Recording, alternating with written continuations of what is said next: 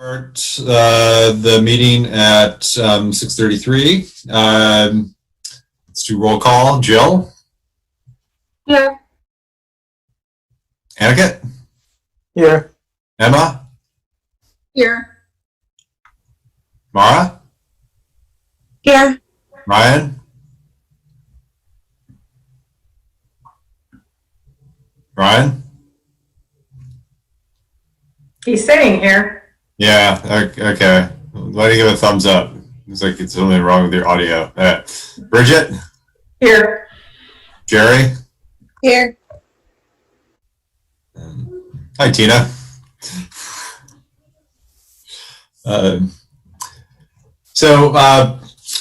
First item is public comment.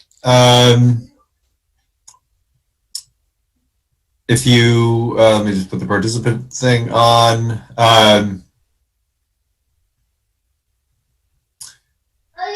If you want to speak, please use the raise hand function. I'm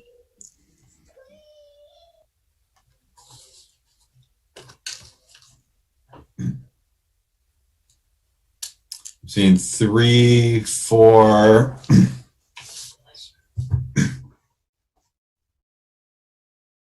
Okay, so let's start with, we've got Julia, Amanda, Kimberly, and Melissa.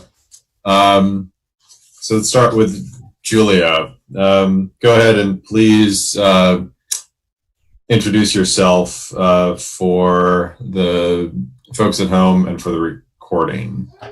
Hi, I'm Julia Shafitz, Montpelier resident and parent of a almost first grader any day now.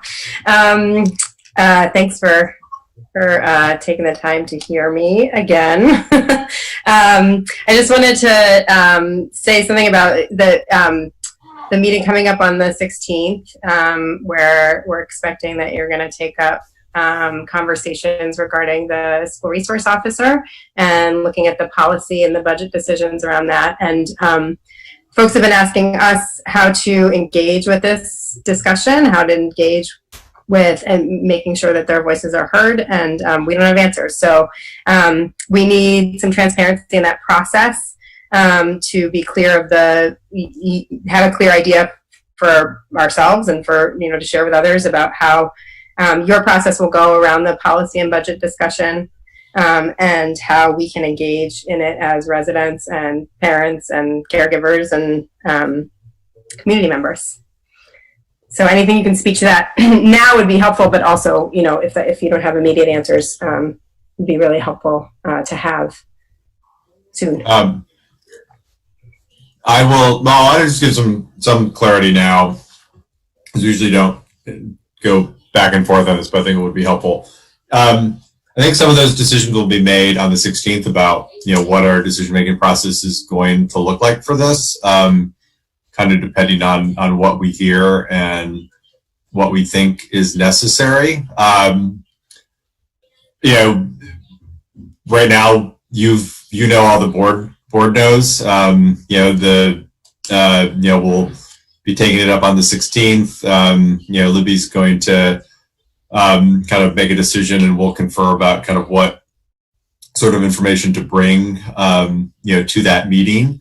And then, the board will make a decision about whether there's a process there or whether, there's a decision to be made at that meeting. It'll probably be, some sort of process that leads to a decision. In terms of participation at the meeting, the two best ways to reach out and give input are what you're doing now, to show up a public comment, and also, written correspondence via email, and all of the board members as well as the administrators' emails are on the website. So, that's basically, the process and the ability to weigh in. If we have further process, which is definitely a possibility, further process in terms of, a more formalized process to make a decision, we'll give details about that the 16th. And again, have clear lines for, how to comment. But obviously, everything the board does, it has to do in public. So you're seeing what's happening, and again, public comment and written correspondence is the best way to get input. Jim, can I ask a quick clarifying question on public? How is there any way for the public and the board to interact, asking and answering questions in real time together in community? It seems like email doesn't provide for that, and we don't respond to public comment. And yeah, so I'm just not sure how you could have a conversation together. I think we can definitely give thoughts about how we might want to do that. I mean, that's definitely a possibility. We would have to dedicate either part of a meeting or some sort of special community event to do that, but it's a possibility.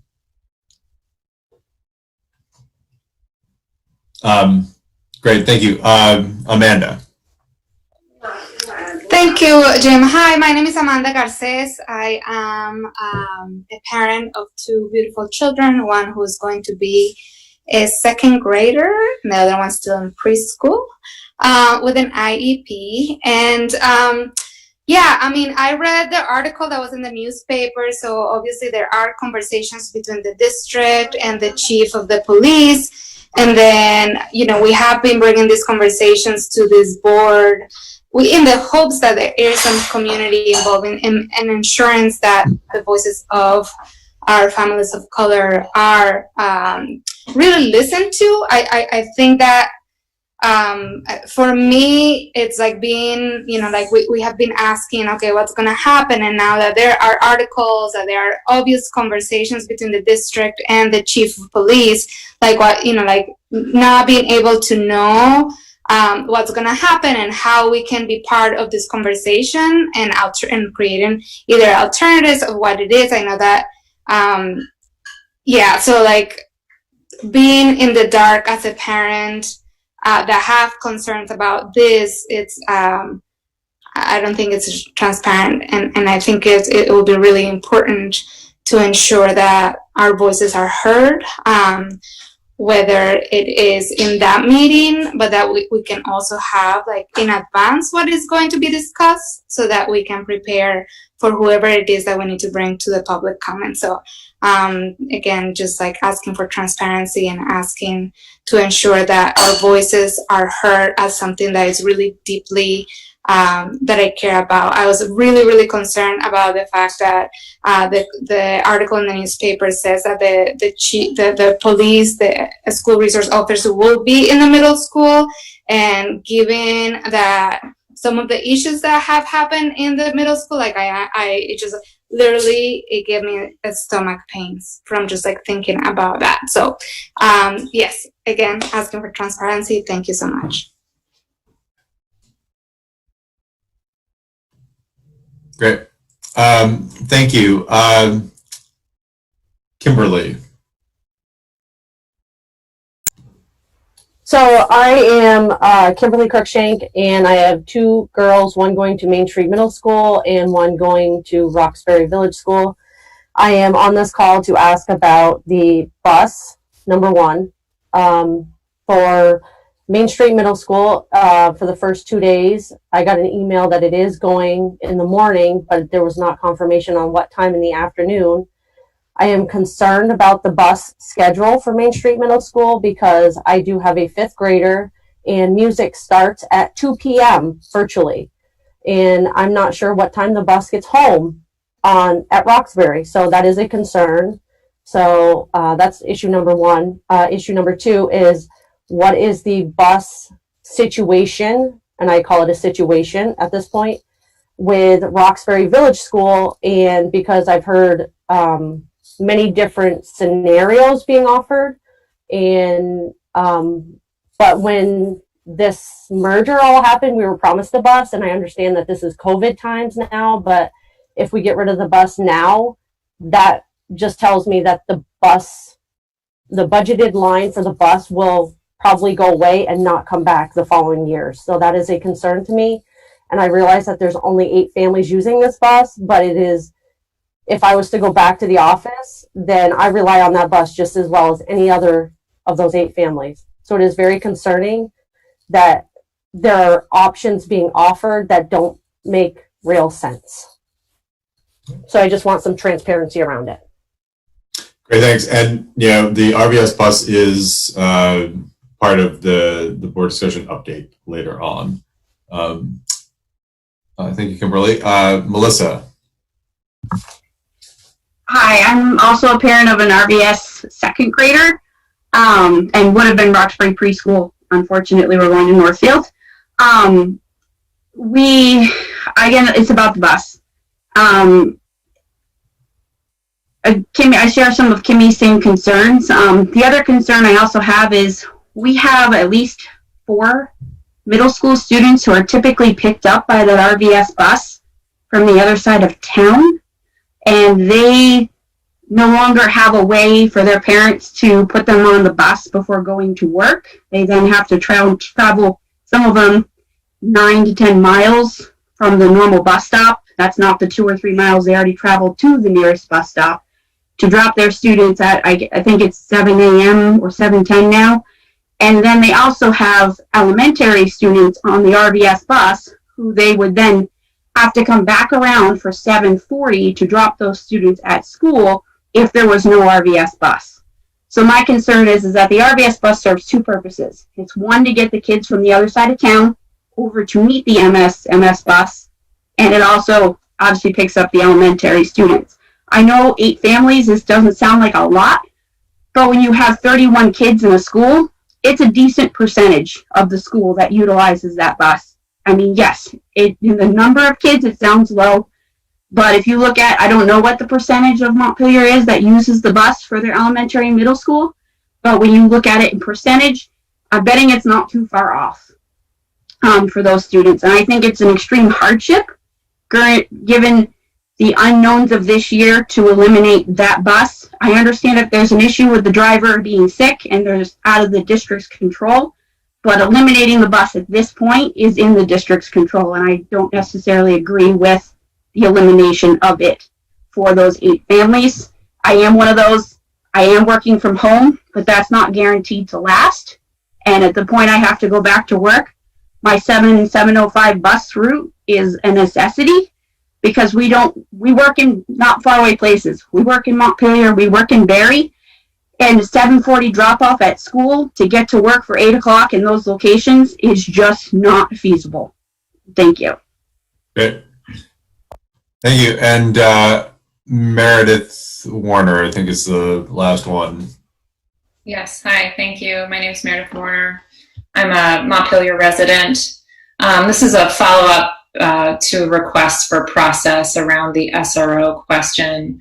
My concern is really a request, I guess, for the board to really consider how testimony from families of BIPOC children and of children with disabilities can be received by the board in a really meaningful way, a way that doesn't expose them to any kind of harm in providing, or exposure in providing that testimony. So I guess the request is, in that process, how will their testimony be considered, and also how will it be weighted?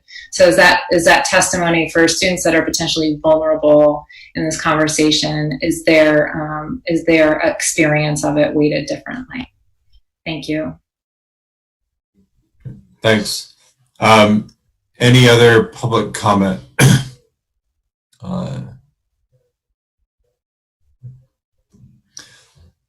Well, thanks everyone. We will again, we'll be taking that up on the 16th. We'll try to get the agenda out as soon as possible and get as much clarity as we can about how that discussion will take shape. But yeah, we are the board is not hiding information on the SRO question or on the busing question. And these are evolving issues, and we're again, we are by law an open board, so all our deliberations are are public, and you're seeing what's happening in real time. The first item beyond that is the consent agenda. Do I have a motion to approve the consent agenda?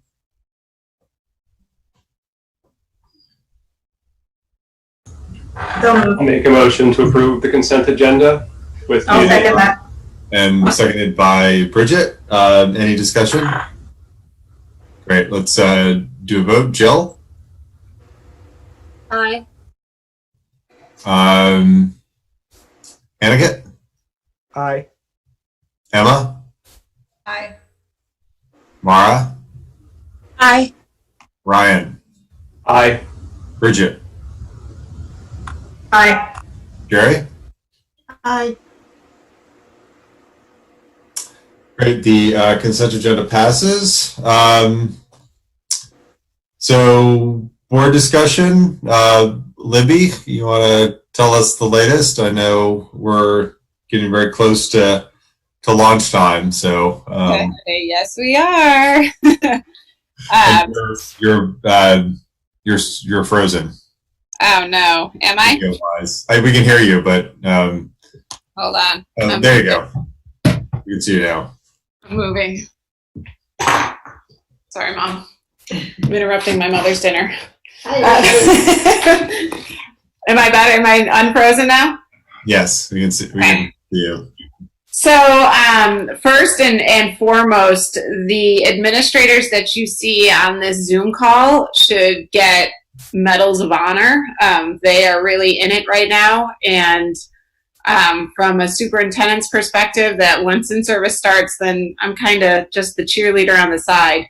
But these administrators are doing an amazing job and are incredibly stressed out, and I still made them come to the board meeting tonight in case anybody had any questions that they can answer that I can't. So I just want to publicly acknowledge that these people are working so amazingly hard, and I am so appreciative of every single one of them and the work that they're doing. And it's, it's kind of at the point of go time where we're testy and we're short and we're just trying to get it to work, and then we put a public face on for teachers and all that kind of stuff. But this team is really working very hard, so I have to say that before I get into any kind of update. And administrators, please jump in during this update if you feel like you have better information.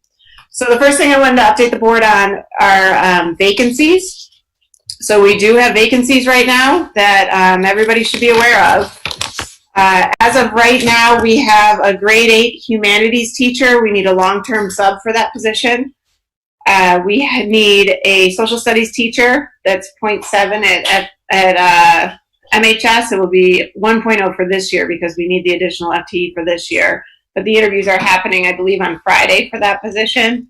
We need a 0.5 preschool teacher at RVS. We need a world language teacher at MSMS, but I believe those interviews are happening tomorrow. Is that true, Katie? Or soon? We met today, and hopefully next week we'll be scheduling them. We went through applicants today. Okay. We had a grade 5-6 multi-age teacher, which Mike and I will talk to you about in a bit. We have a 0.5 FTE special educator at RVS that we're still trying to hire for. We only have one application for that. We have several instructional assistants that we need to hire for. Right now, I'm listing 4, but there could possibly be 5. We have 1.5 FTEs in our custodial staff that we need to hire for. We have 2 food service positions that we need to hire for, and we need 3 bus monitors. So we have a lot of vacancies happening. Some of these we can handle internally. Many of them we can handle internally for a short time period, but that's concerning with so many vacancies. The school starts on Tuesday. So we have 0 applicants for the custodial positions. Those have been up for quite a long time now. Our bus monitors we had it all figured out, and now they've dropped like flies. So we've put out a public notice for bus monitors, which is pretty easy hours, even if it's just the morning from 6 to 7:30 or so, or 6:30. I'm sorry, 6:30 to 7:30. So if a parent wants to do that, that's great. Just contact Anna about that, because we desperately need some bus monitors. We don't have to do the health checks anymore on the bus per guidance, but we would very much like to do the health checks on the bus and have those bus monitors. So if we don't have them, we don't have them. We'll do them in the school building, but that has consequences. So I just wanted to update the board on the vacancies. The RVS bus. So our MSMS and MHS bus will run from RVS.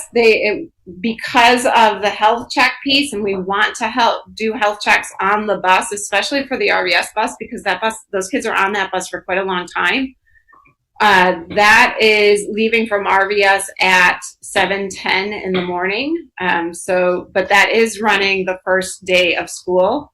And I know Katie has talked to the MSMS families, and some will be able to drive their kids to school those 2 days because they're doing a staggered start time to get the routine down, to have smaller amount of kids at UES and MSMS doing the routine of the health checks in the first couple of days.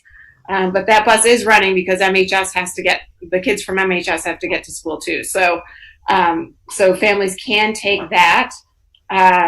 As far as the Roxbury Village School bus, we have 6 families who have said that they need that bus. And Beth, who I'll let her add on to this if I've missed anything.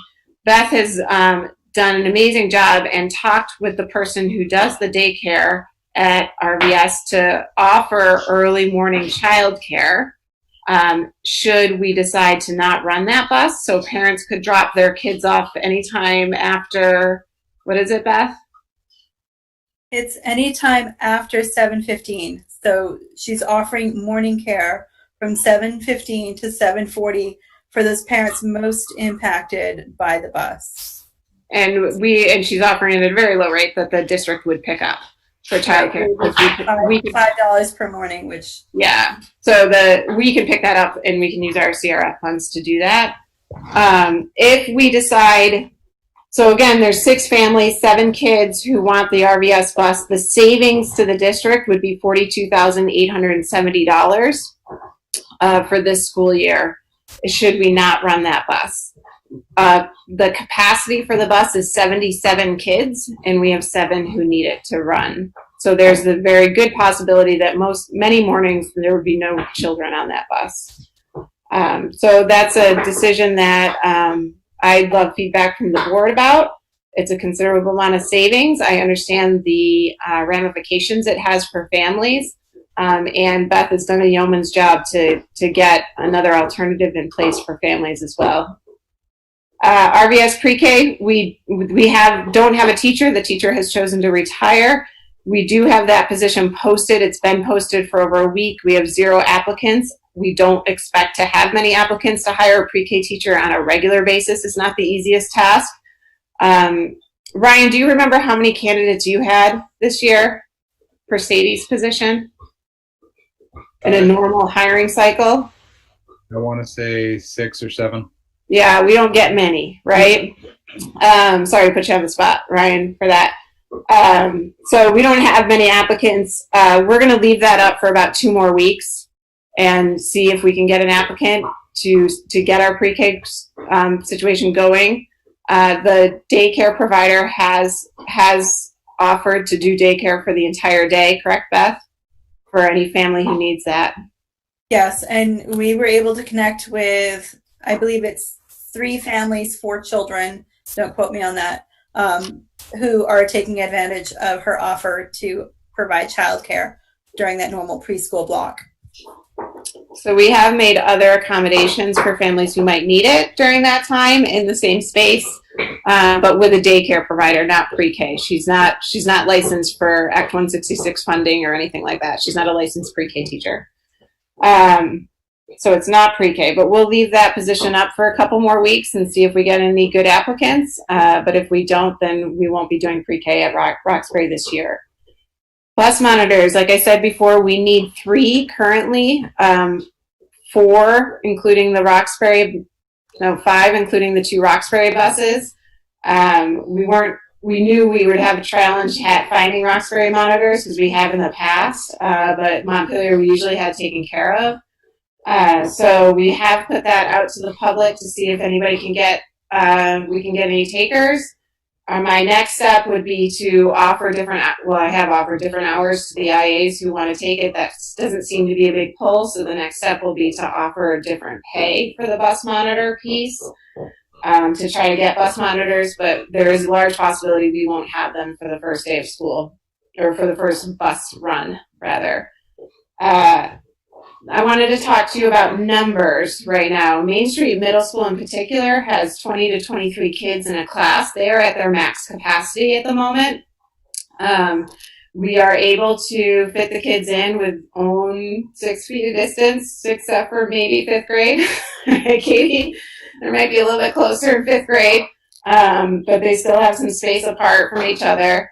But we're really at our max with Main Street Middle School, and that led me to think about the new enrollment data that I thought the school board might be interested in.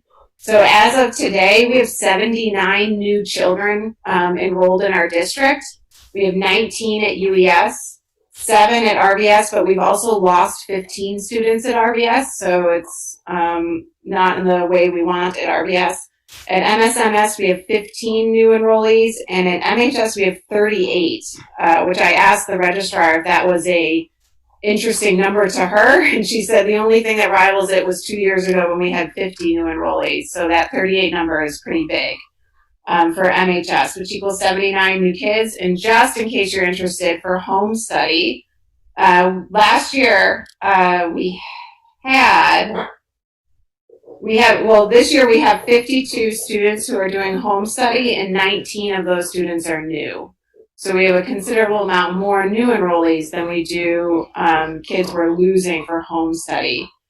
We might actually have 80 new kids, because I think there's a new kid coming into UES too that may not be a part of these numbers just yet. So our numbers are in the right place for us, but at MSMS is my biggest concern, that we really can't fit many more kids in those classrooms, so we need to safely. So we have to take anybody who comes our way. So Katie and Joy, the registrar there, are watching that closely and letting me know that there could be a shift or a pivot should we get a lot more new enrollees at MSMS in terms of scheduling and breaking kids up and maybe into an AM and a PM cohort. That is a most definite possibility at MSMS. We're pretty good at UES, correct, Ryan? We're pretty good the way things look at UES right now. Thumbs up from him. And at MHS, they already have the AM/PM cohort, so MSMS would probably follow the MHS lead a little bit in that vein. But it is a definite possibility that could be a switch in the future. I'm going to stop there for a second. I have more things to say, but I just want to give everybody a chance to ask questions if they have any questions on that. Any questions for Libby?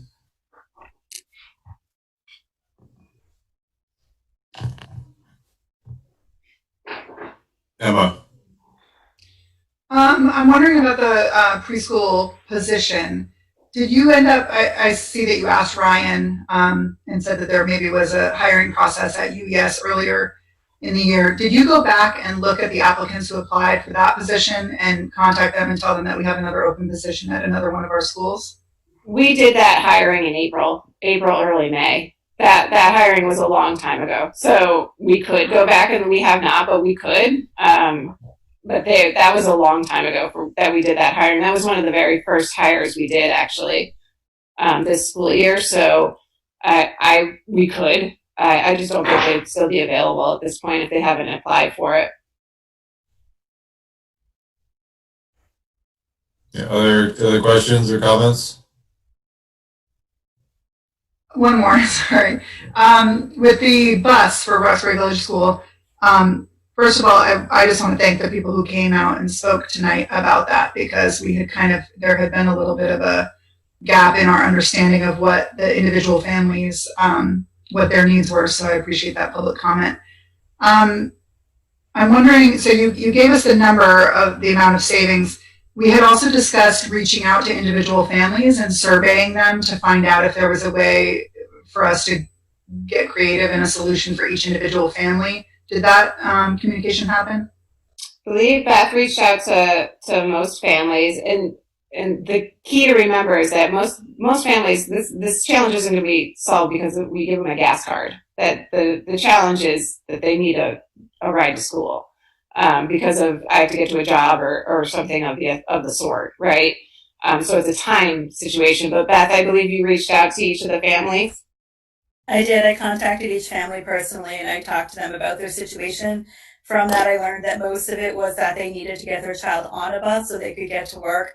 And so, just seeking a creative solution to that, I reached out to Jenny from Kangaroo Care to inquire whether she would provide morning care, and she agreed to. And then I reached back out to those families to make it known to them that they could contact Jenny for their early morning care.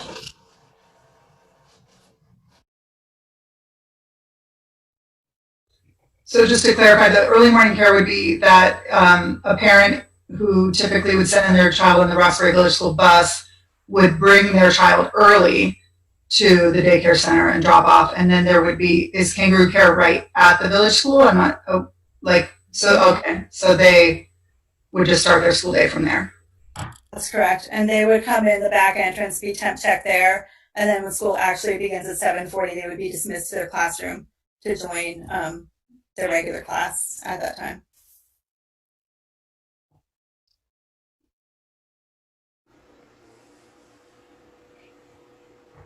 Anything else? Thank you, Beth. One question. So does that solve the busing situation for somebody who? I'll keep going, but feel free to ask questions about that first part at any time too. Calendars. I think Jerry was asking a question. Sorry. I'm Jerry, Libby? I can't see Jerry. Can you hear me? I'm sorry, I can't see or hear Jerry. You are frozen, Libby. Yeah. Am I now? Oh. Yeah, your video is frozen. Yeah, I think Jerry was asking if it fixed the bus question. Yeah, so the bus question, I'm moving to where the router is. I'm sorry, you can get a nice tour of my home. Wait, does that bus, what about for the people who need I'm sorry, to I literally can't even see Jerry on the Zoom. If you could just tell me what her question is, that would be great. Jerry's in the process of asking it right now. That off. Can the other people hear me? I can hear you fine. Okay. So if somebody needs to get their child to Montpelier, is that busing situation from Roxbury? Am I frozen now? Yeah, you're frozen. Oh, man. Okay, I'm just going to give up. Do I just turn off your video? Oh, yeah. That might free up some space. Okay, so do you have the gist of my question? Would someone still have a bus option if they need to? Is Grant on yet? Mike, do you see Grant? He was having computer problems as well. Yes, I'm here, Libby. Yeah. Maybe, Anna, if you could just type into the chat to Libby and let her know that we want to hear Jerry's full question before we continue speaking. Yeah, is the chat? Yeah, it is. Hold on. Should I just type my question into the chat? I don't think you can. I think the chat might be disabled. I just enabled it. Okay. Yeah, go ahead and type your question in, Jerry. Thanks. Sorry about this. Okay. That's all right. Technical snafu.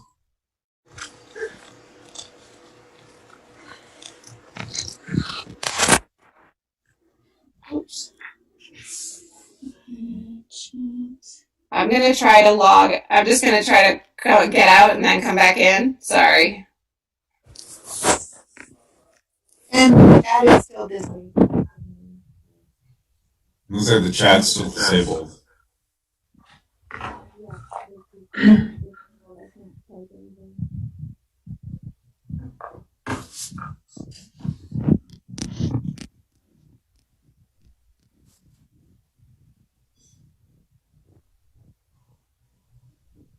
But if somebody wants to convey my question, it's just, is the bus from Roxbury to Montpelier still okay for people who need to get their kids from Roxbury to Montpelier?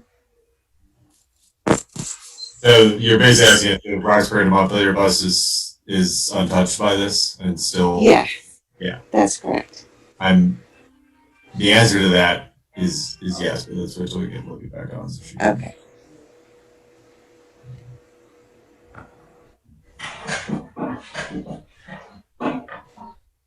It also sounded to me, based on the testimony that we received from the two parents who use the bus, that whatever solution was presented to them either wasn't clear or it didn't solve their problems. Yeah. Yeah, that's where I was confused as well. It sounded like there was going to be a problem getting kids to Montpelier as well.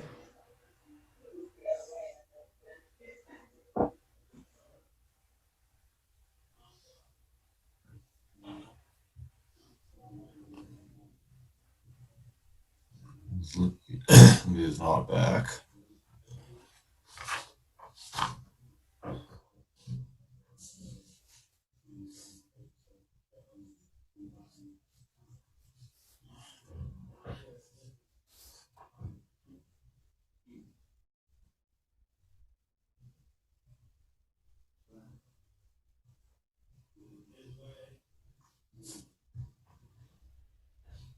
I don't yet see Lily trying to sign on. Yeah. I wonder if she's trying to do something with her router. Maybe someone could text her and ask her to call in. Is there a call-in number? There is, yes.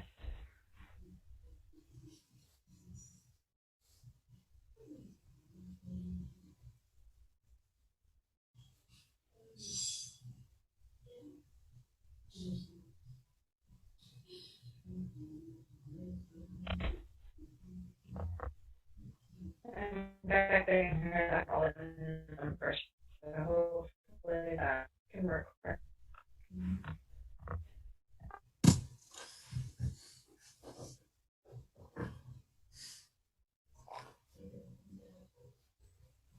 Jim, do you know if we're taking action, like voting on the Roxbury Village school bus tonight?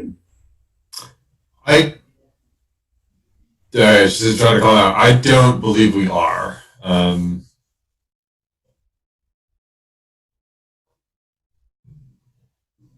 It sounded like Libby was looking for input, though. I think she is looking for input, but I asked her earlier on Ryan's urging if we needed an action item, and she did not say that we did. Okay, looks like she's having some serious computer problems. So I feel like I'm just a little bit confused. It sounds like we need a solution sooner than school, yes? Yes. And that we don't have another meeting before then. So I think I'm just not clear on how the decision gets made, or if, you know, what happens to families who can't do this without the bus if we don't make a decision this evening. So my understanding is that's an administrative decision, but she was seeking our input. That's how I was hearing it. And maybe because it's it's a small enough line item that it's an administrative, not board decision. Because school starts Tuesday. I just want to put forward that I personally feel very strongly that if the bus is needed by a kid, I personally support using the $42,000 that's already committed to make sure that kids get to school, rather than try to change the plan based on dollars when we're not in as dire a financial situation as we could be. I think Liz will be back on. Hello, everyone. We can hear you. We can hear you. I am so sorry. Literally, I have two Macs in front of me, and both of them are not working. I don't know why. That happens in our virtual world. Right. So just kind of give you. Oh, no worries. So to kind of give you an overview of what we've been talking about in the last couple of minutes, I think I've heard two things. I've heard one, there's I think a desire for clarity on the part of the board on what exactly you want from us tonight, and then I've also heard a couple of people express that that it is more important to provide busing if we've committed busing than to save potential money, even if it's a very tiny number of kids. All right. So the way I see this, the way I see it from a board's perspective is that you are the financial stewards of the district, and so we are about to hit, as Grant will share with you later, a financial cliff, and so I felt it was my role to put this out to the board that that transporting 7 kids for $57,000 is an exorbitant cost. So if the board feels they still want to pay that money to transport those kids, despite the fact that we have a different, more cost-effective route to go, then that's fine. We'll do that. We budgeted for it. We were expecting to do it. We'll do it. But as the financial steward of the district, from the board's perspective, I felt the need to let the board know that that was the situation. Libby, my question, this is Mara speaking. My question was that it sounded like the two people who spoke during public comment do not have an accommodation that works for them. And I feel like the implication is that we have a cost-effective means of addressing that, and those just aren't matching up for me. I didn't speak to those two, so I wonder if Beth, if you spoke to parents and what their response was to the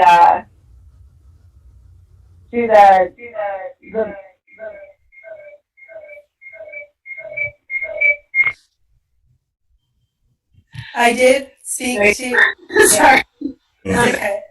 So I made an effort to reach out to every single parent that I knew would be impacted by the bus and made contact. And I don't have my notebook in front of me, but I did leave lots of messages. I talked to lots of people.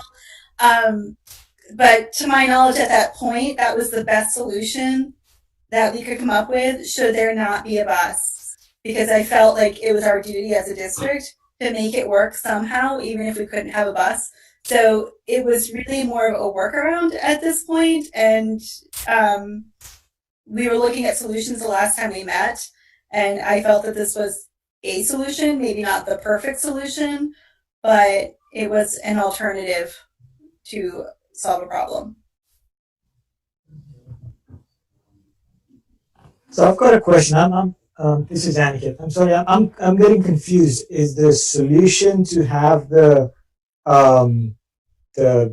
childcare provided in the RVS school, or is I'm getting confused. Are they getting to Montpelier and that by the bus, but the solution is to have them at RVS? No, you're talking about two different things, Aniket. So okay. There's one bus that is running from Roxbury to Montpelier for our MSMS and our MHS students. That's not in question. That is running. The bus that's in question is for the Roxbury Village School that has 7 children lined up for it, 6 different families who have stated they need a bus. But we don't have any option other than running a large bus, other than running a 77 person capacity bus. So the workaround that Beth created was to have very early morning daycare provided. So if a parent needed to drop their kid off very early at Roxbury Village still, we're talking kindergarten through 4th graders. We're not talking anybody above 4th grade who need that bus, then we could do that. And the district could pick up that tab at a much considerably less dollar sign. But if the board decides that we budgeted for that money and we will pay that money for that bus, then we'll do that. Because we have budgeted for it and we were prepared to pay for it. We are also going into an incredibly hard budget year. And so that a bus is not cheap. So I just felt like the need to let the board know that this is a considerable cost to the district, and there are other things that we could do. Sorry. Sorry, go ahead, Anaket. So the bus option is to get the 7 kids from their house to the RVS, Roxbury Village School, where the school starts at 7:40. One of the parents mentioned that it's going to be hard to drop them off at 7:40 if there's no bus. So the solution is if you can drop them at 7:15, then there'll be a child care provider. Is that correct? Yes, you're correct. So what was the piece about Montpelier that it just I'm so sorry everyone. I just feel very confused as to what the parents at the beginning were. Yeah, I can clarify that, Mara. So UES and MSMS are starting their buses 2 days later. And so when they were talking about that, they were talking about not running the RVS bus to Montpelier as well. And I didn't know about that. So we clarified today that bus has to run because we have Montpelier High School students on it as well. So that bus will be running to Montpelier, and yes, we're still going to do the staggered start times at MSMS for the different grade levels, but we'll make it work for the students who come in on the bus from Roxbury. It's a challenge, but we can overcome that challenge pretty easily.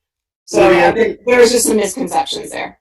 I also think the other piece of this is that there might be some middle school aged children in Roxbury that catch the bus to RBS in order to catch the bus that comes to Montpelier. That was not planned for the bus company. The bus company is not expecting that.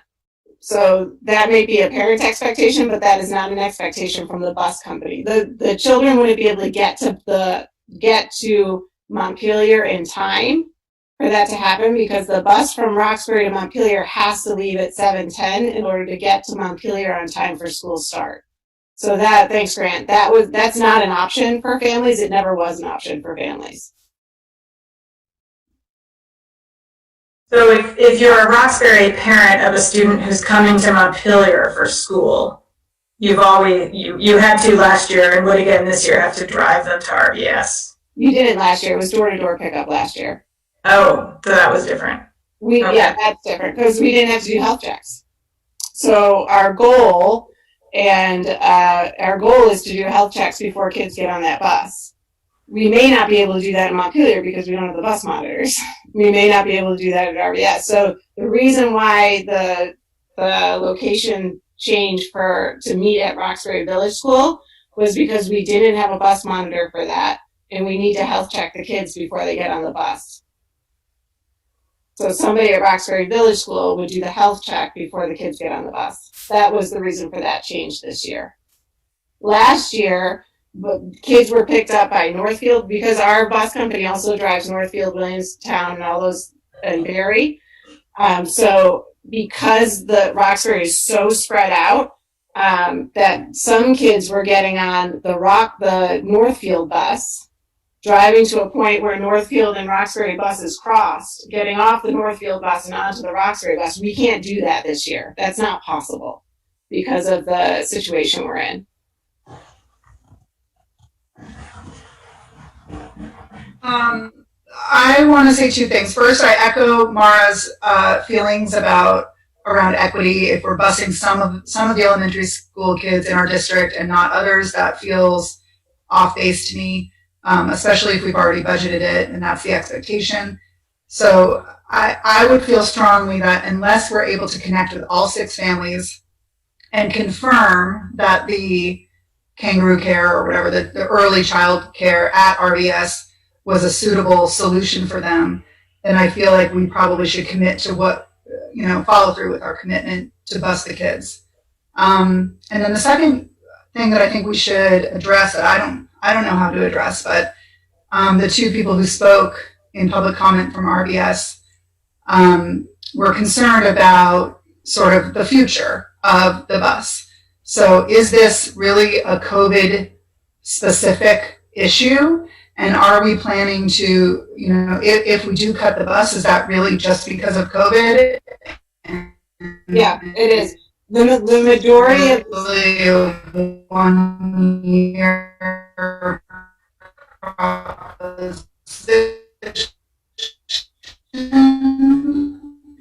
Is that Emma's or is that me? I just have to make I think it's Emma's.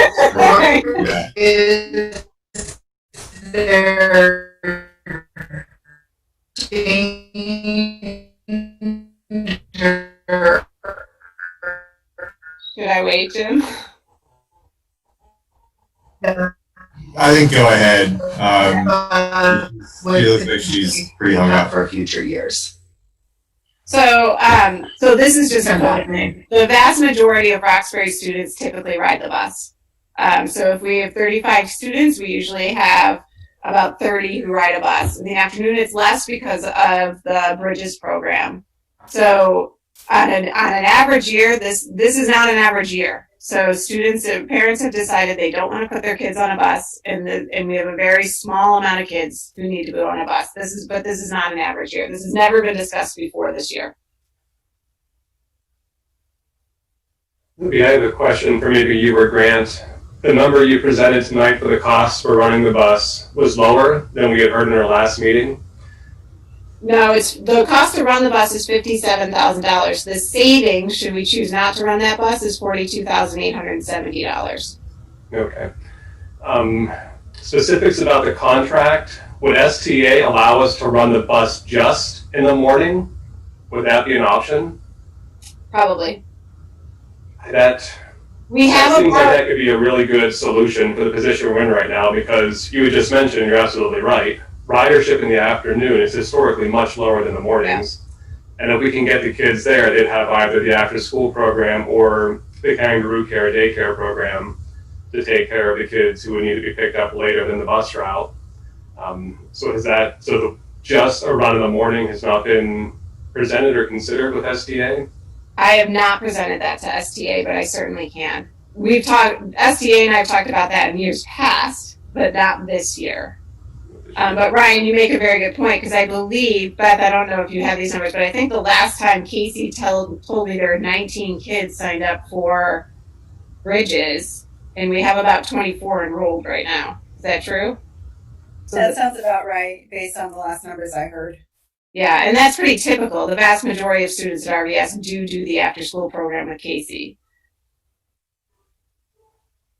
I guess I'm feeling a little bit stuck tonight. I'm not really sure kind of where to go. I'm not totally sure that the families maybe knew that the drop-off with Jenny in the morning was the solution that was going to be presented. I'm not really sure. Like when I came into the meeting this evening, I don't think I was expecting that to be the only solution or the solution. So I'm feeling a little bit stuck right now in terms of having to make a decision.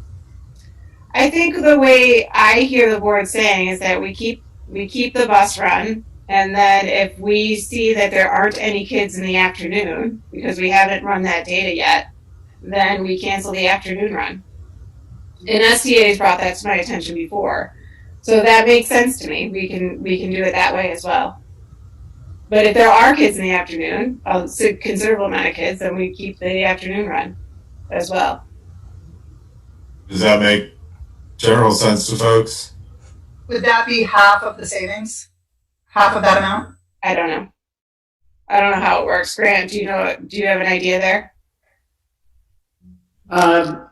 The savings is about 70% of the full cost, and so I didn't find out what the savings would be for half, but I assume it would be half. So it's a $43,000 savings. It would be 21.5. And then meanwhile, if they could get a smaller bus, they can't. I've already really won't. Okay. They're all being used by students with special needs. Libby, are people, I know, so I'm thinking about the online option and how, like, if you opt into virtual school, you're in virtual school, you don't get to switch, right? What is our thing on people switching bus and ride options? Are people allowed to change that as circumstances shift through the year? Yeah, parents do that all the time. And so we talked to the UES parents. Ryan had a UES meeting last night, and I mean, the parents just let us know around that piece. We do have to take attendance and all that kind of stuff on the bus this year, which we've never had to do before. But they'd just be marked absent that day. So there could be more people later that decide they want it, or there could be people who end up figuring something out and eventually we don't need it. Is it a thing where we have to make the decision with the bus company now, and so if the situation has changed in a month, we can't cancel it? What I would say, Mara, is that the bus company works for us. They're contracted with us, and we can make changes.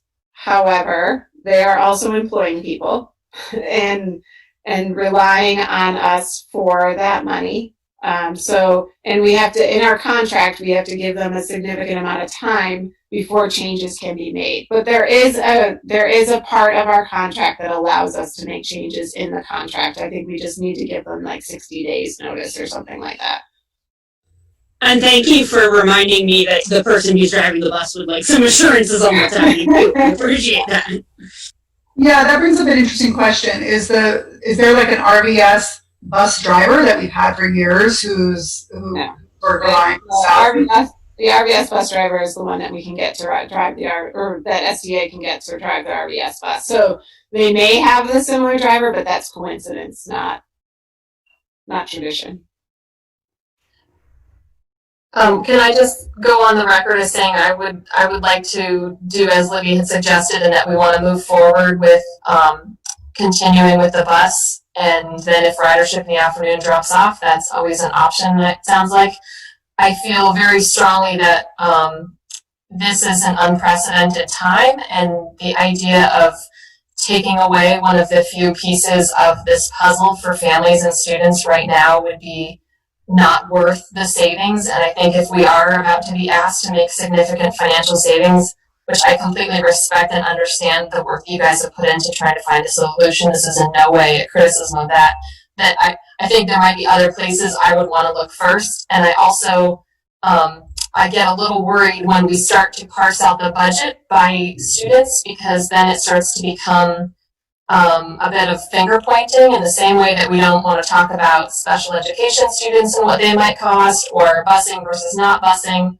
So, to the folks, I think they're still on the call, the parents that came to this, I don't care if it's 3 kids. If we're being asked to cut the budget to that level of detail, I'd like to start somewhere else, because for those families, that is absolutely a lifeline for their kids to get to school. So I hope that's helpful. And thank you all for all the work that you've done to try to figure this out. And I hope I'm proven wrong, but I'd like to keep that one piece of normalcy for those kids if we can. Well, it seems like a pretty strong consensus on this. Does anyone feel differently that we should alter or cancel the bus and go with the other option?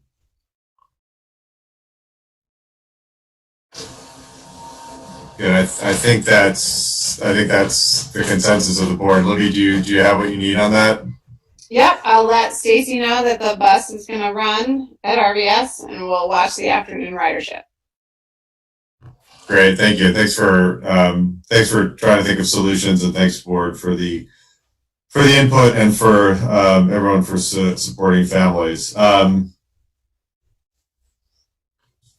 a couple more things. Yep. Go for it. We know. In the board packet, you got half a year calendar. The reason why you got half a year calendar is because the statute for student days is 175. We have to have 175. It has been asked of the legislature by 5 different people in the past week to reduce the student days from 175 to 170. We have every hope and understanding that that is going to happen at the legislative level. It's the VSA, the VSBA, the NEA, and the Secretary of Education have all testified saying that they would like the 170 statute change for 1 year. But because we don't know that yet, I put out the calendar to you all for a half a year so that I didn't have to do that multiple times. People didn't have to make plans and then change it once again because it's already been changed so many times. So that's why we have until December, until the end of December. It's pretty set, and it looks pretty good.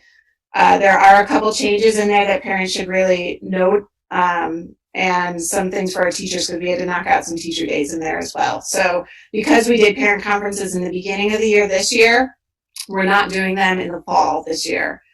We just switched those around. That's a pretty big change for teachers in particular. So happy to take any questions about the calendar, but that's why it's only the half year. And once we know about that 170 versus 175 days, then we'll go ahead and get the rest out to everybody. I know that's a little bit of consternation, but right now nobody's going anywhere anyway. So go ahead, Anakin. Is this the district calendar, right? Yeah. Which would include the online piece as well, especially the VTVLC? It is. However, VTVLC, I learned today that VTVLC has a significant increase in students, understandably, this year. So their online classes will start September 14th this year. So in the next week, Mike and Sue Monami, our librarian at MHS, will be working with students to work on their professional learning or their personalized learning plan, and making sure all their goals are set for the year. That will be the school attendance and things for next week, and then VTVLC will start on September 14th.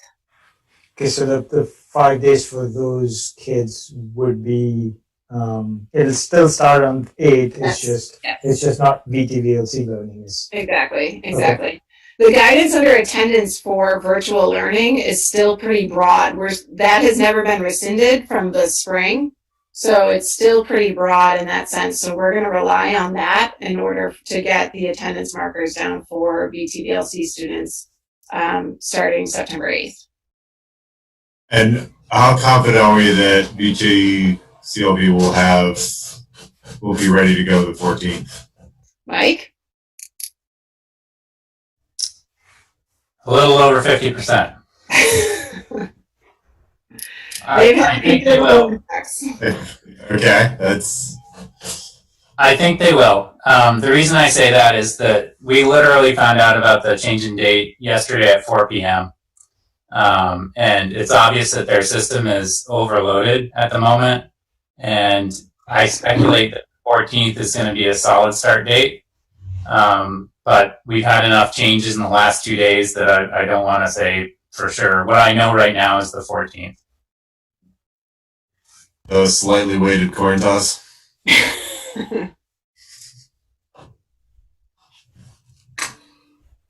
Yeah. So as the calendar, and then I have 2 other things. One, I'm going to switch the order a little bit because then I'll let Grant. I have a question on the calendar. Go ahead. Yep. So are the days that you've designated here, September through December, is that based on the 170? And if the legislature decides to change the 170, is there any chance that this calendar that we see in front of us will change based on the reduction in mandatory days? No, that's based on the 170. What you see, the calendar that you see there is not going to change. And can you explain that you said no parent-teacher conferences through December? Right. Well, unless the parents request one, we do them when they're requested at any given time, but not the two days dedicated to parent conferences like has been in the past because we've already done that this fall or this in-service. Sorry.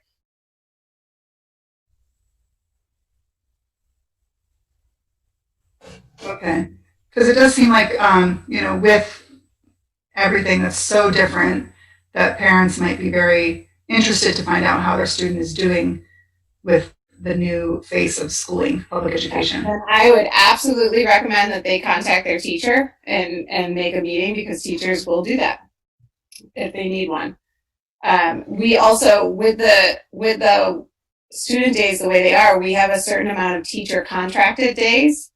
And so we had to get rid of some. And so because of our long in-service this year, we couldn't have, those were days that we decided to not make teacher days so that we would be contractually okay.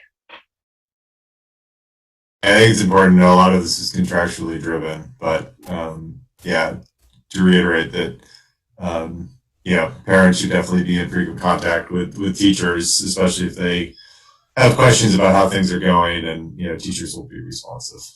Absolutely. And are teachers still contracted through like 3:30 or 4 or whenever they were? Yep, their contracted days from 7:30 to 3. That hasn't changed, and it doesn't matter if they're a virtual teacher or an in-person teacher. That's their contracted hours. Okay, so the good news from the federal government standpoint is that they have further waived the free food for all kids under 18 through December 31st. So we're still under summer food rules through in the beginning of the school year, which both provides a benefit and a detriment to our food service. But so each school is developing kind of an ordering system so that they know how much food, to make for kids each day, but nobody will have to pay for any kind of school meal for breakfast or lunch going forward through December 31st. So that's very good news. I'll spread that word tomorrow in my parent newsletter. And then the last piece is a 5-6 virtual teacher, and this requires some board action. So our 5-6 virtual teacher is beautifully pregnant. And so we had already put out for a long-term sub for her, a virtual sub for her. However, our 5-6, because we're doing that multi-age, we didn't have quite enough to split it into 2 classes. But now, now that the numbers are sugared out, we have just over our class size limit for 5-6 in our virtuals. So because Wendy is so very pregnant, we would like to ask the board to make that a 1-year full-time position so that Wendy and the teacher can co-teach for the year in that virtual setting. Mike, do you want to add anything else to that piece? I would just say additionally, we've only had 2 applicants for the long-term sub that we have posted, and only one of them was qualified and was hired immediately in another district. So we've had no applicants since then. So a 1-year position is probably more likely to be attractive, and because it's virtual, we can get a little more creative with the catchment area.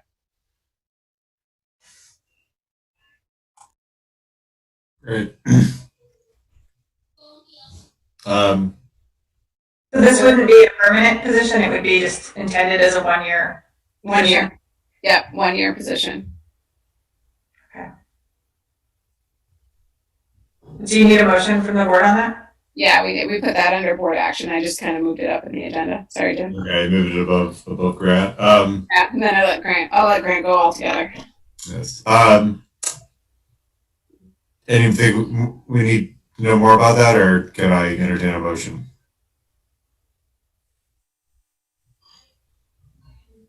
I think I'll entertain a motion. Does someone want to move to approve the 5-6 virtual teacher hire?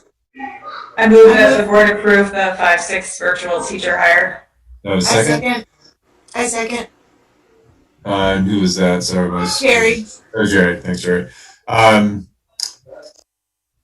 Any discussion? Jill? Aye. Aniket? Aye. Ryan? Aye. Bridget? Aye. Emma? Aye. Jerry? Aye. Mara?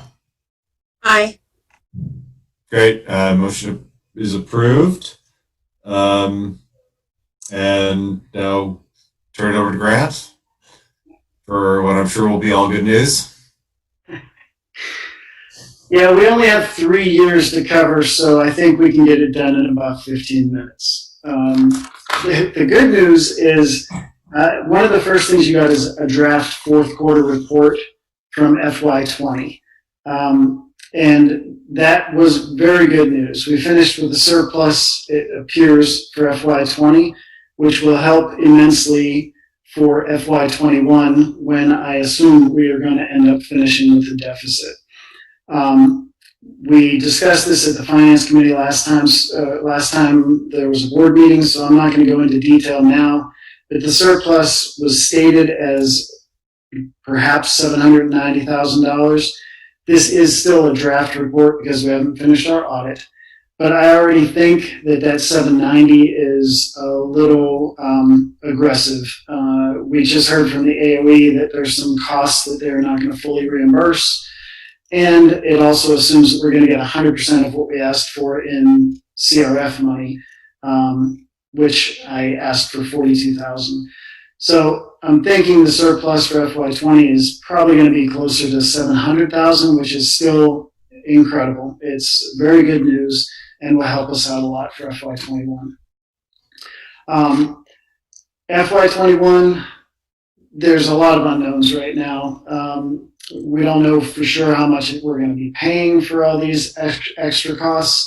We also don't know how much we're going to get reimbursed, whether it's from the CARES Act, meaning CRF and ESSER, or now the latest monkey wrench that got thrown in is last week we were told that FEMA has a pot of money that we can try to get. That all sounds great, but realize these are all federal funds, which come with a whole lot of hurdles to jump over. One of the big questions I have is whether or not if we pay for salaries, are we going to have to pay a federal grant assessment, which Mike has to worry about for consolidated federal grants, and it's like 15%.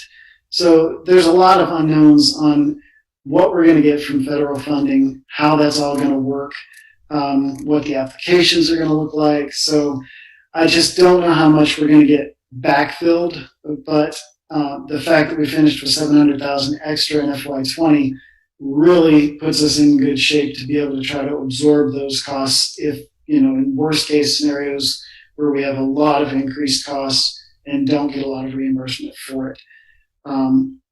So that's kind of FY21 or 20 and 21. Wanted to talk a little bit about the FY22 budget. And I was going to start with the timeline document that you got, and I'm not going to read through everything, but we are going to start talking as a leadership team within the next 2 or 3 weeks about budget personnel requirements for FY22. So we're getting that started like around the middle of September. By the middle of October or so, we should have enrollment projections and class size analysis that we can give to the administrative team so that we can have a better conversation about staffing.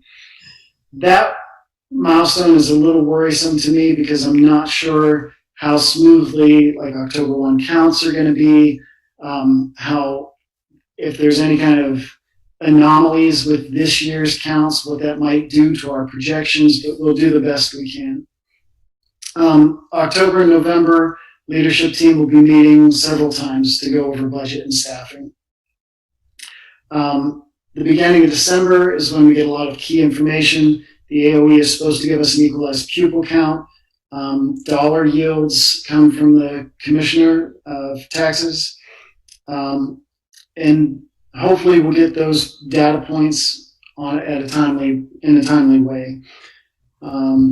December 2nd is when we're scheduled to have our first budget with the board, with the full leadership team. And then we'll have a few more of those. January 20th is the big date where we have to finalize the budget. The board has to approve the budget so that we can have a warrant signed and meet the timelines for warnings for the budget vote. March 1st will be the informational hearing, and March 2nd, of course, will be the vote. And then I'm going to go to there's a 2-page budget discussion document that I believe you all have. And I wanted to spend a little bit of time with some of the statewide issues. I already kind of mentioned a little bit about COVID-19, CARES funds, and now FEMA is part of that too. We don't have a solid estimate on how much money we're going to spend. I did submit a CRF application, grant application that was, I think it was like $440,000 that we were estimating that we might need from CRF money. But we don't know if we will need that full amount or not. There were some placeholders in there, and I'm not sure that we'll get that full amount. Depends on if the CRF money runs out. The dollar yield is, as if you've gone through a budget process, you know the dollar yield is one of the most significant factors in our tax rate calculation. Considering the poor health of the education fund, I wouldn't be surprised if that dollar yield stayed flat or even decreased. Usually there's an inflationary increase. If that doesn't increase, or if it in fact decreases, it can make a dramatic spike in tax rates. The ed fund, the last I heard, the shortfall is actually down to $66 million, which that sounds horrible, but it was worse. And they're also keeping a $38 million reserve, so they might even tap into that a little bit. But it's still not a healthy fund, ed fund. Equalized pupils, Libby just mentioned that there's some things in front of the legislature to try to hold harmless for equalized pupil counts.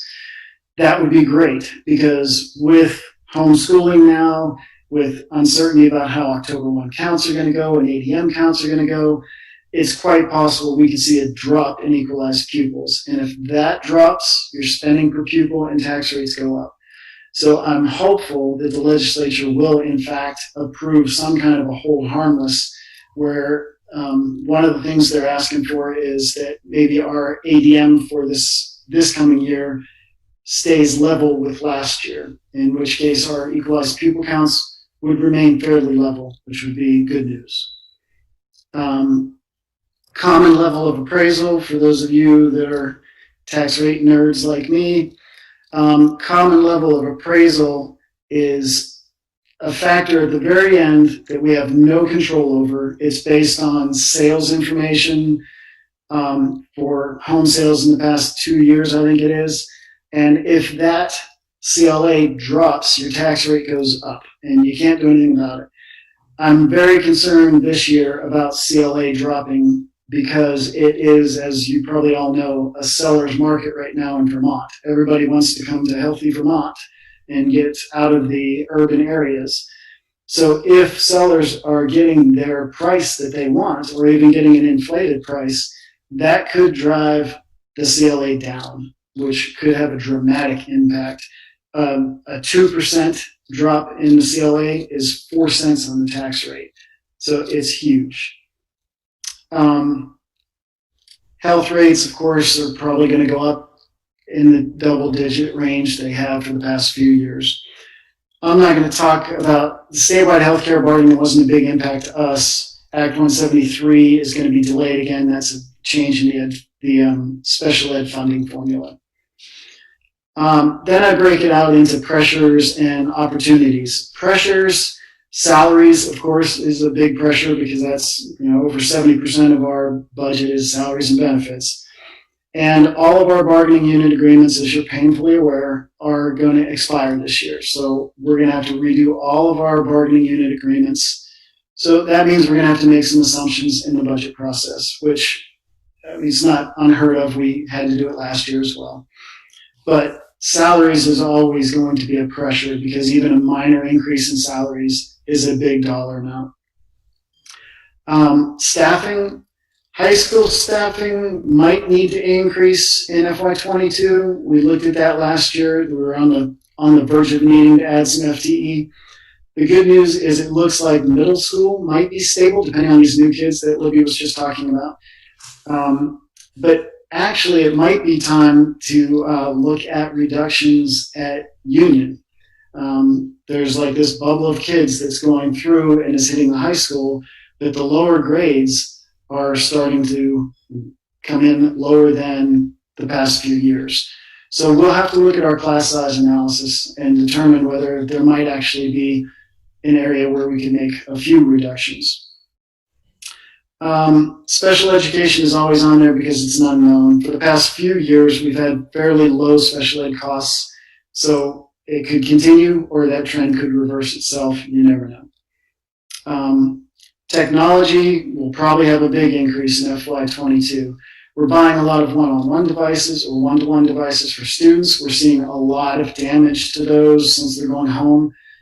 So we're probably going to have to replace a lot of student devices. And Mike can also tell you that because we've been so focused on student devices, we haven't done a whole lot of purchases for teacher devices. So we've kind of built up a bow wave of requirements for teacher devices.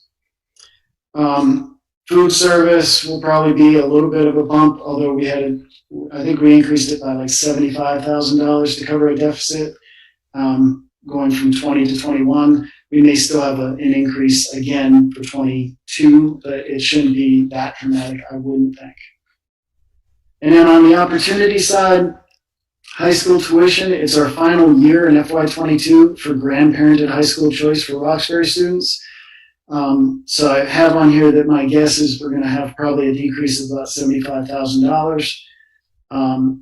Private pre-K tuition is maybe going to be another savings of about $75,000, but that's good news and bad news. It saves us some money, but if you have less private pre-K kids, you have less equalized pupils. So it'll save us some money, but it might reduce our equalized pupil count.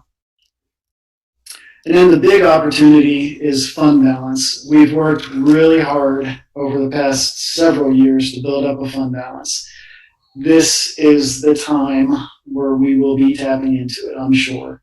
We budgeted $240,000 as a revenue source in FY21. We assumed about $250,000 for 22 and for 23 as well, because we were having to absorb that loss of tax rate incentive due to the merger. So, for example, I think it was on here someplace, and I probably skimmed over it. This year's tax incentive for the merger was 4 cents. In FY22, it drops down to just 2 cents. And then in FY23, it's gone. So for the next 2 years, we figured we'd use some fund balance to kind of offset that 2 cent tax rate increase, if you will, because it's a loss of 2 cents of an incentive. We may need to tap into more than 250 in FY22. The good news is we have it. So we will have to look at that as we calculate tax rates and see how things are sugaring out. That's a great lever that we can switch. You know, we can increase the fund balance to help control the tax rates. The downside of that is if you use a large amount of it in 1 year, the next year, if you don't, it's the same effect as if you increased your expenses. So you have to really manage it. We can use more to manage the tax rates, but we also have to figure out a way to kind of wean ourselves off of it so that we don't have a cliff in revenues. Well, I guess we always end this day with proposed guidance that I kind of read off to you, and then you either confirm or change it and tell it back to us so that we can start building a budget. The proposed guidance I wrote down was to consider all the requirements that would improve student learning. Of course, that's a recurring theme. Also, look at requirements that would improve efficiency and effectiveness, which that's a recurring theme. But what isn't really a recurring theme and is special for FY22 is for us to really scrutinize staffing levels. In the past 5 years that I've been here, we've always been looking at staffing as far as what else do we need? What else do we need? This year might be the year that we have to say, what don't we need? What can we live without? What can we shift around? So we will be looking, with your approval, to really scrutinize staffing levels, class sizes, and really try to make sure that we bring forth the most responsible budget we can. The key is that you usually give us some kind of a goal. And this, I think last year it was to try to limit the increase in ed spending to 4%. This year, because of the tax rate implications statewide with the various factors, I think really we should look to limit that increase in ed spending to just 3%. So that is kind of, those are my thoughts, and I'd really be interested in hearing some thoughts on proposed budget guidance for us to start working with, and then obviously I can take any questions you might have.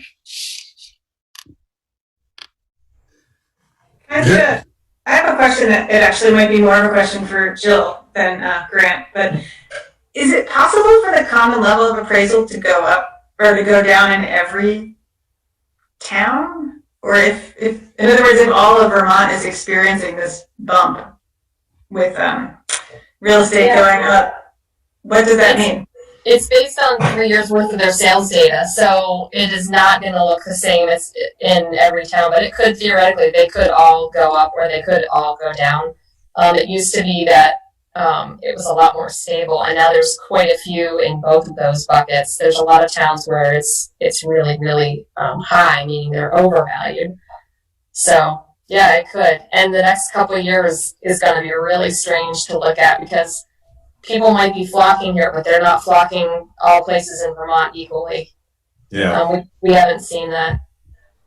That's very true. And you could see an increase in CLA if there's a reappraisal in a town, which I'm sure there'll be one or two, at least there'll be a few that get reappraised. I think we're perhaps going to be getting close to having a reappraisal in Montpelier within the next few years, I would assume. Yeah.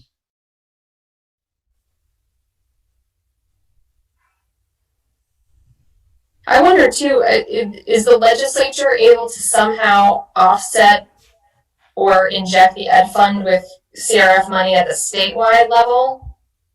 Is that, because I worried this spring they kept talking about clawbacks and having districts, basically that they would sort of allocate it to the districts, but then they claw it back to put it back in the ed fund. But sorry, go ahead. Don't get him started, Jill. Don't start him off on this. I have to take some medication before I answer. Deep breaths, Grant. Just deep breaths. Now, okay, so the way this is supposed to work, when you put in for the CRF money, you're supposed to identify what was budgeted already that you are wanting CRF money for. In which case, that's basically saying, look, I already had the money for this, but I want you to give me CRF money instead. And then they would claw back your ed spending grant. Or you can say, these were unbudgeted expenses, and I need you to give me the money to make me whole, and you shouldn't cut my ed spending grant. Right now, the application that I put in for, I reflected everything as being unbudgeted, and give me the money and don't take any money away from me. The reason why I did that is it's very much of a challenge to execute federal funds. And what I've been begging the AOE for is to give everybody some clear guidance on put in for this budgeted requirement and we'll rubber stamp it. Everybody can do something. Everybody can put in for 5% of your teacher salaries and say it was for planning for remote. If they did something like that, all the district's business managers could put a simple application in saying, here's what we want to use the money for, and we know it's going to be approved by them. Unfortunately, the AOE has punted, and they've said, no, we can't tell you what you need to put in your application. So you have to think of what you want to do. And then we would have to go through that effort, figure out if it gets approved, jump through all the hurdles that they want us to jump through, and then face auditing for it and make sure that we didn't do anything inappropriate. And there's federal funding requirements that for procurement, as a matter of fact, that I have to go through a federal procurement form where I have to check to make sure that that they don't have any disbarment actions against them. I have to get multiple bids there's all kinds of things that I have to do if I want to execute this money. And they're not giving us any answers. And I've said it to probably 15 different organizations, and Libby will confirm that. Every time I get a chance, I keep saying, you are blowing an opportunity to help make the ed fund better. If you just streamline and give everybody some clear guidance on what we can put in for, that you won't scrutinize us for and make us regret, then we would all gladly do that. But right now, they're just telling us, good luck, put something together, we'll see how it goes. So, yeah, ESSER is the same way. There's a grant application that we have to try to figure out how to put that together. And if we do it, then they are saying that if we go through all those steps that we would lose ed spending grant as a result, which why would we bother doing that? So yeah, I'm sorry, I'm going to stop ranting, but if If nobody puts in for budgeted costs, is there a chance they could claw back money? Yes, they could. It's happened before with healthcare. Okay. And I know FEMA is not an easy application either. And I know at least for municipalities, the deadline was last night, September 1. So I don't know how feasible it is for you guys to put in for FEMA. I mean, it'd have to be next quarter, I suppose, but. Okay. Yeah, and we just heard about that for the first time last week, and the application was due this week. And the first application was through June 30th, which we've already gone through our pre-audit. I'm getting ready to host our auditor next week, and they wanted me to put in for FEMA money for FY20 last year. I do think that they're going to be reopening that for FY21. So with a little bit of advance notice, we may put in for the FEMA money. But the idea is FEMA money would cover 75% of eligible costs, and then what they would do is reduce the amount that we asked for from CRF. So it doesn't really help, but we'll see. Thank you.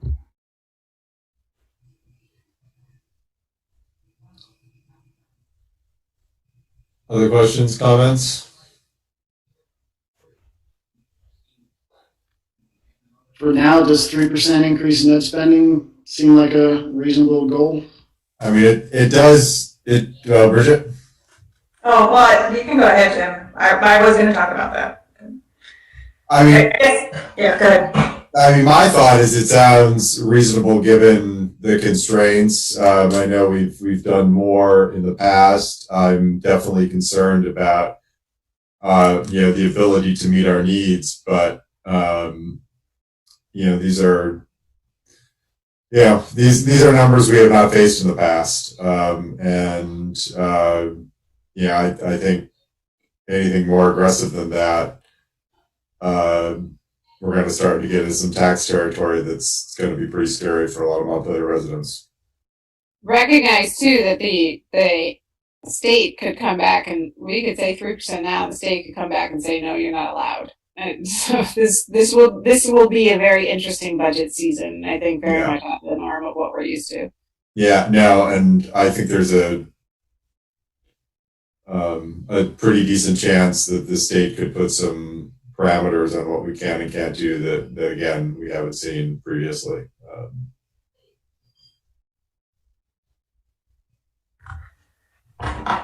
Bridget.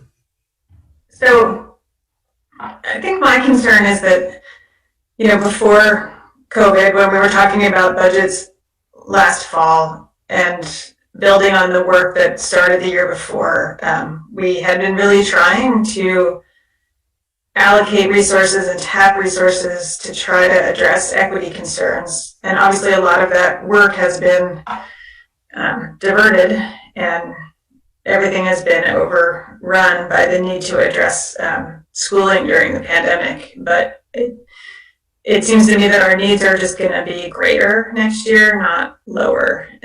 So I understand that we have to be responsible about the tax rates, and we have to keep that in mind. But I'm also really cognizant that I think we're going to have high needs going forward as we all recover from this process and try to get back on track and try to meet the needs of kids who have not, did not get a full year's worth of education last year and are going to have a very different year this year as we all try to work through this. So to me, it's, the number is important, but the most important message I would give is that I don't think this is a time for a skinny budget. It's a time for a budget that meets the educational needs that we see in the district. And then we try to see what that is and then try to grapple with the consequences of it and see if we can afford it. But I feel like that always has to be the starting point. Yeah, no, I think those are really important words and important thoughts. And I think, another way to maybe think about it is, I think we've thought about a lot of the initiatives that matter to us, equity, closing the achievement gap, etc. and I think we thought of those as kind of additional expenses that we would add to the budget. I wonder if now is the time to think about how we allocate our existing budget and if there's ways we can shift our existing resources to achieve those ends without additional resources, and where, you know, those savings might be, if they exist. And if not, you know, I think we'll have to grapple with that and have a discussion about what that means. But you know, a lot of times in a budget context, the new initiatives tend to be things that you add on, but you know, sometimes you can think about it in context of what we're doing and how can we shift existing priorities with similar resources. Well, I'm happy that you folks took the time to look into that early retirement incentive. I think that was really forward thinking for a couple of reasons, and I'm hoping that maybe there are some, if salary and benefits make up that amount of our budget and the healthcare is out of our hands to a large extent, that maybe having made that choice this summer, it might have gotten us a little bit more flexibility, or at least a little bit more breathing room. As you had pointed out, there, you know, the newer educators coming in at a different part than maybe some of the folks that took that retirement. So thank you guys again for that, because I think that was a mutually beneficial arrangement.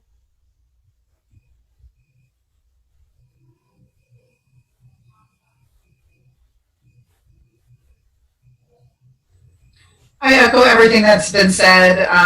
Really well articulated, especially Bridget.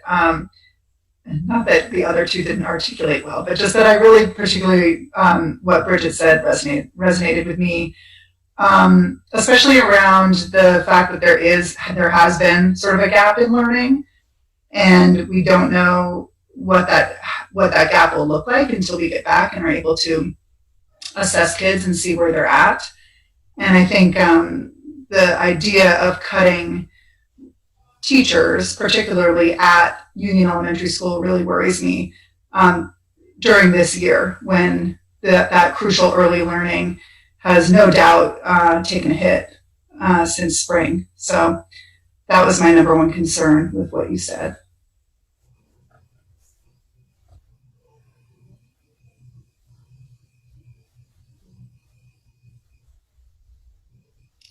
Okay, if that's it, then I guess what we'll do is we always use that percentage as a target anyway. So it's not like, you know, if we're looking at 3.2% instead of 3%, I'm going to bring it to you at 3.2. But we'll do what we can. The idea is we need to scrutinize staffing, I think, closer to see if there are areas that we should shift to meet requirements, whether it's equity requirements or social emotional learning. You know, we will look at the requirements for all staffing and just not think that we'll keep it level just because it has always been level. We will definitely look at class sizes and all requirements and have a thoughtful conversation as an admin team. So, thank you.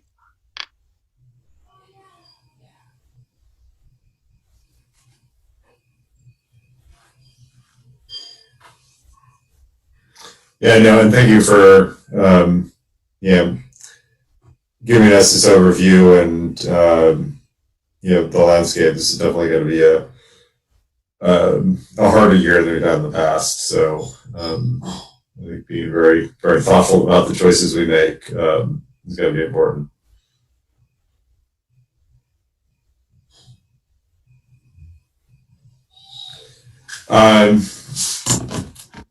Next item, and sorry, I got my agenda here buried. Policy reading. Ryan, do you want to give us an overview of the very nice job that the committee did on the transgender policy? I have a couple questions. Ryan or anyone else on the policy committee? Sure, I could give a real quick overview of how the policy has changed since it was last before the board.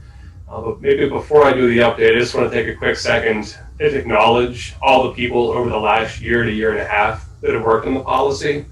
I honestly don't think I've ever worked on a policy that has taken this long to reach conclusion, and there have been people in all of our buildings outside of our educational system have had input and suggestions made to this policy, and it's definitely the work of a lot of bright individuals. So thanks to everybody who has contributed so far.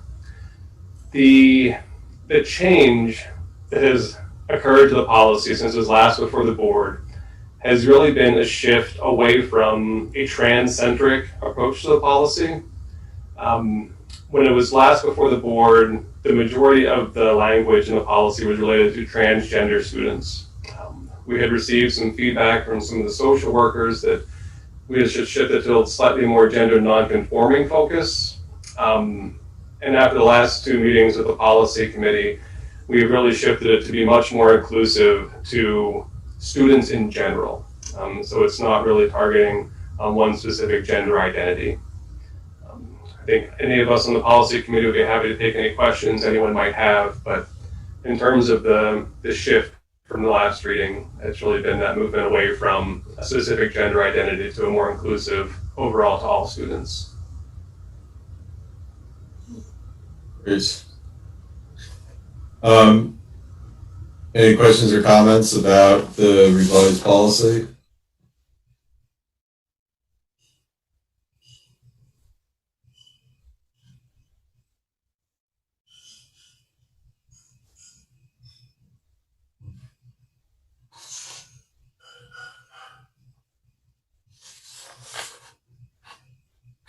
I have a couple small ones. Like sex assigned at birth is pretty important to a lot of other definitions, but it's not itself defined. Should it be?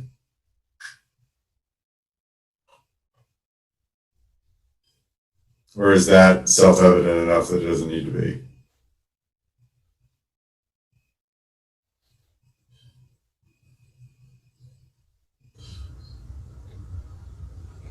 I don't think I could answer that question terribly well. I'm not sure if anybody else on the committee might be able to.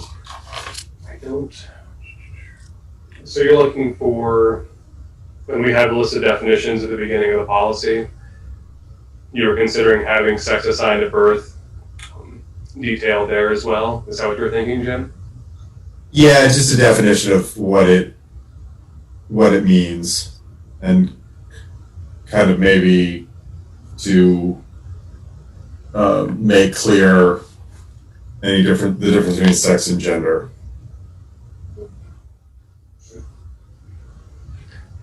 I mean, I don't think I would see a problem with that. If you have a definition to maybe share, or anybody else. I could absolutely find a definition, and I think that that's probably a good idea, because sex assigned at birth is, I think it's something that people might think that they know what they mean, and it is not the same as what it means. Like, it isn't biological sex; those are separate. So, I think a definition is probably helpful. Okay. And Mara, you think you have access to something that would be helpful? And I super do. Okay, great. The other question I had was, and maybe I'm reading it wrong, but it sounds like for a currently enrolled student, they may request retroactive changes to their records, including name and gender, and then it seems like it would be up to the discretion of apparently the administrator to make a determination as to whether or not that change would be made. Whereas former students, apparently if they make a request, or a guardian makes a request on their behalf, that the change will be made. So it's mandated at the request of the student. Why is it discretionary for a current student, but not, why isn't it mandated for a current student as well? If they want that change. Let's see, I might let Mara respond to this one, but my suspicion would be... I was going to say, I feel like that might be one of those questions of will, like the actual word will that came up. So I was actually going to ask Bridget. But Bridget didn't look like she was responding, so... Well, I think it's different because To help me find this in when a the student is in the policy. building, they are actually in the space to be interacting with other students and faculty, whereas after they've left the building, they're physically not present to have the same types of social interactions. That would be my first blush response to that question. But It's the last two paragraphs of student records, and it says a student or guardian about a student who is currently enrolled may request retroactive changes. Such requests will be handled on a case-by-case basis with consideration of the need to maintain legally accurate records consistent with, federal and state mandated reporting requirements, etc. Well, I think So it sounds like I think the difference between that paragraph and the next paragraph is that the next paragraph includes upon receipt of documentation that such legal name had been changed okay. under state law. Whereas the other one Whereas if it's in the paragraph you're looking at, it's a request where the language is trying to deal with situations where there hasn't been a legal name change. okay, that's helpful.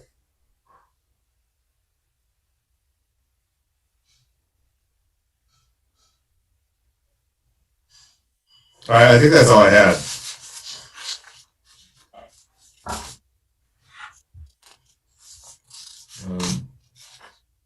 Anyone else? Any comments or questions?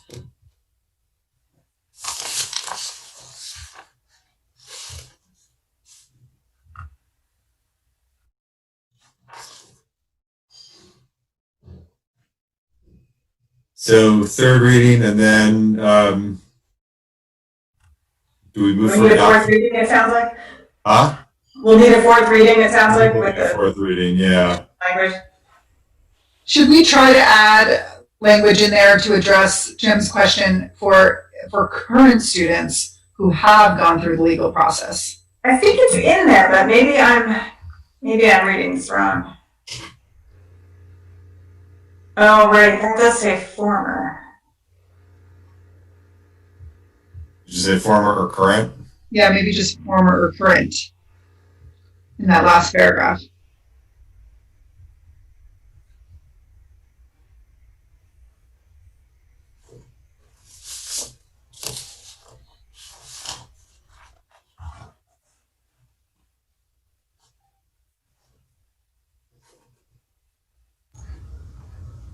so is that the suggestion?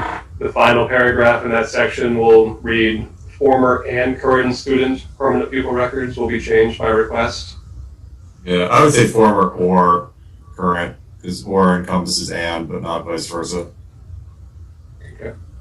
I'm not disagreeing with making the change. I think it might be that this policy was really aimed at situations where a student's name hasn't been legally changed, because there's kind of an underlying presumption that the district has to use the student's legal name.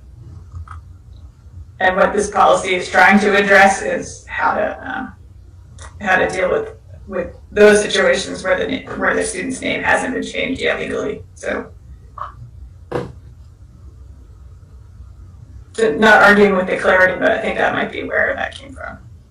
Okay. But the clarity doesn't have any unintended consequences, does it? I'm not seeing them right now, but we've spent a lot of time looking at it, so I don't know, maybe the smaller group should go back and stare at it again and make sure. Yeah, well, let's tentatively say we'll make that change, and if further review indicates that creates some sort of ripple that we might be concerned about, we can flag that. Well, thanks policy committee for the great work on this. It's really well written and well crafted, and we appreciate the time and thought that went into it, and also everyone who contributed, because I know that it got some broad input. So excellent work. Policy monitoring. Any questions or comments on the policy monitoring piece that Libby sent around? On parental involvement and board conflict of interest? Board conflict of interest was yours, Jim. I sent it to you and it didn't get done. So we'll put that on the next. We'll put that on the. You've been so busy. I have been so busy. No, we'll put that on the next board agenda. You have homework between then and now. Okay, no, thank you. I saw those emails and thought it was a form I needed to fill out that I could fill out later, but it's a trap of glancing at a subject line and not doing it. So, mea culpa on board member conflict of interest. I'll look at it for the 16th, and parental involvement. Any questions or comments? Motion to approve the policy monitoring report for parental involvement.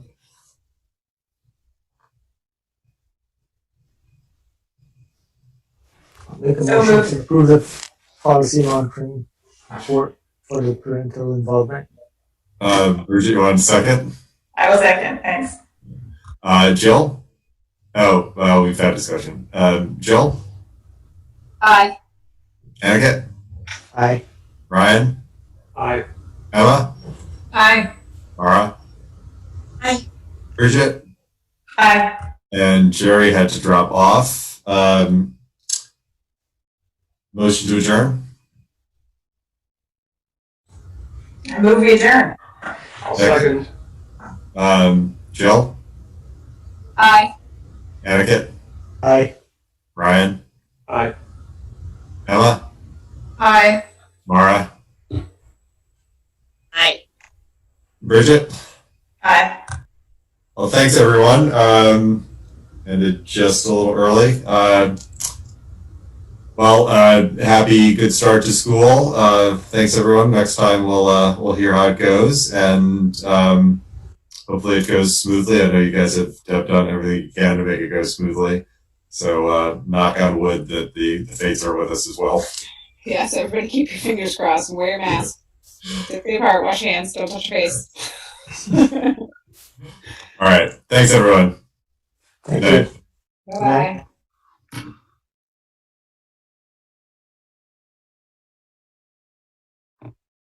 Were you going to talk something else, Anna? No, that was all. It just usually they call out the additions in the motion if it wasn't listed on the paper agenda. They didn't this time, but I think it's fine. Yeah, they were confidential though, too. For some of them. Were they all confidential? Yeah, they're all confidential as are the new hires, but usually they're just bulleted. It's just a technicality, but I'm sure they meant to approve it. Yeah. All right. Thank you. All right. See you tomorrow morning. I'm going to go up and get that car. Sign my name a couple times and then drop my husband off basically, and then I'll be in probably around 9:30. Okay. Sounds good. Got a busy morning with the flu clinic and stuff. And Yeah. I'll get my flu shot when I get there. no rush. Okay. See ya.